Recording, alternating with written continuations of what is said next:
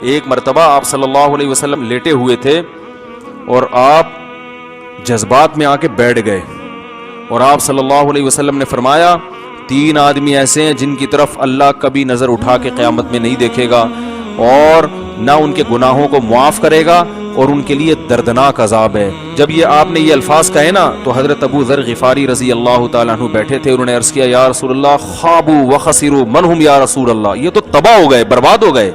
इतनी शदीद वईदें आप इनको सुना रहे हैं। 3 दफा आप सल्लल्लाहु अलैहि वसल्लम ने इस कलाम को दोहराया है।